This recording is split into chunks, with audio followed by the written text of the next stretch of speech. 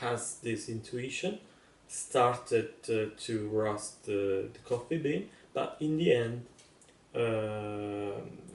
this is not protectable because the second um, competitor in few time does the same.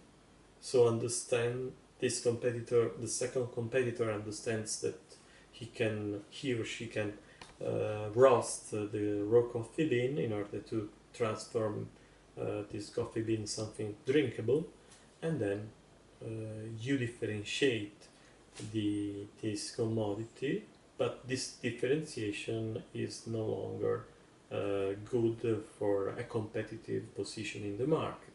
So you need to find another possibility to differentiate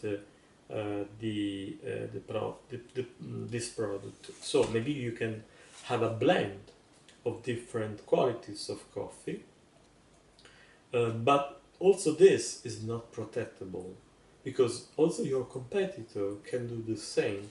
So you need to find other ways to differentiate this offering. Maybe you can find good packaging, packaging for preserving the quality and the flavor of the coffee.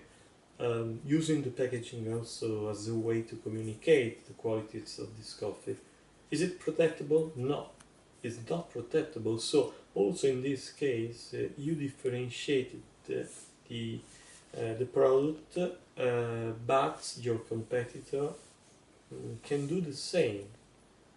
So no way to differentiate the product just using this kind of solutions. So you can start a different strategy to differentiate the product. For instance, inventing a new story associated to this product and making visible this story through a corporate identity, through the choice of a name.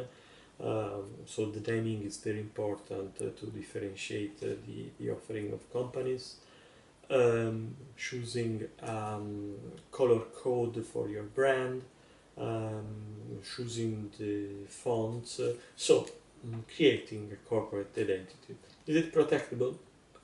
Yes and no, because maybe your competitor can find a very good graphic designer, a very good expert in branding, supporting this second competitor in the process of defining this identity. So also in this case it's not possible to differentiate, but if you find a story, an authentic story, and if you can tell this story through the product system, through the mix of these different components, product, display, corporate image, other accessories related to the main offer, the choice of distribution channels, the way you choose the retails, and the way you interact with the user. So that's the best. A very good example for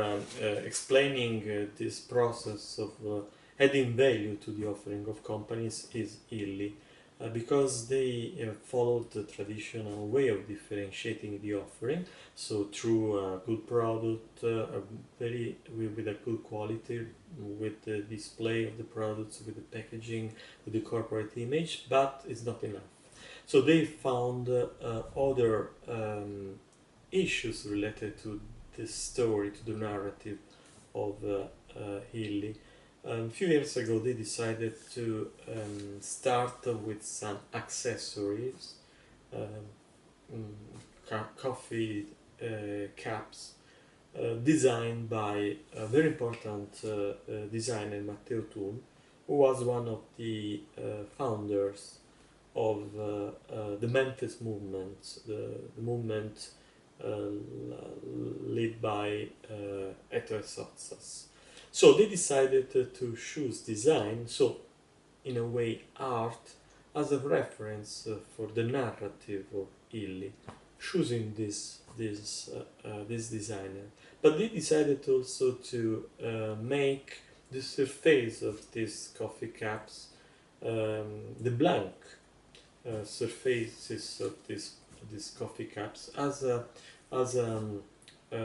surface for the most important, for the expression of the most important graphic designers and artists coming from all over the world. So inviting these people to design the decorations of these coffee cups. But in short, they decided to associate the history of Italy to the art, with EA with capital letter, with culture, with C with capital letter. Why? Because they wanted to interpret a specific tradition coming from Italy related to the idea and to the presence of literary coffee, caffè letterario, where you have some coffees where there are authors, there are people speaking about literature, or maybe telling poems, or discussing about cultural issues and topics. So they started from this Italian tradition that is very well known in the city where Illy was born, Trieste. If you go to Trieste, you can visit, for example, Caffè degli Specchi, which is one of the most interesting example of these caffè literary coffees.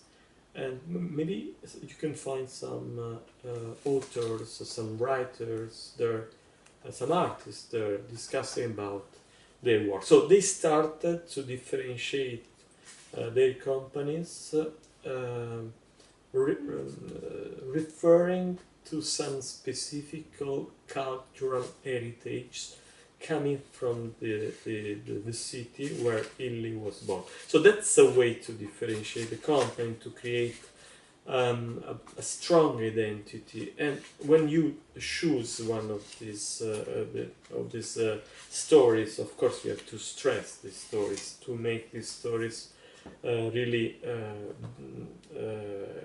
understandable through the expression of the product system. Another example is Lago. Lago is a furniture company. Thanks to the vision of Daniel Lago, now is a very well-known company with a very strong brand equity. So also in this case, you have many expressions of this company. So the products are very different from other furniture products in the same market segment, high-end segment, or medium to high-end segments, because they are ironic. They are, very different from other products coming from other similar companies.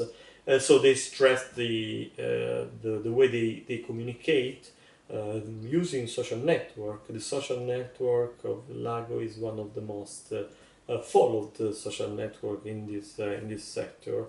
But the strong difference was related to the choice of the distribution channel. So they invented a new way of distributing the finished products through the apartments Lago, Appartamento Lago. That's a private apartment, or something very close to a private apartment, and where you can have the real feeling of these products in a living place. Today they want to involve some private people with their specific apartments to use these apartments as a way to communicate the values and the story of Lago. So in the last few years, Lago built a very important visibility, also expanding the offering of the company, not just focusing on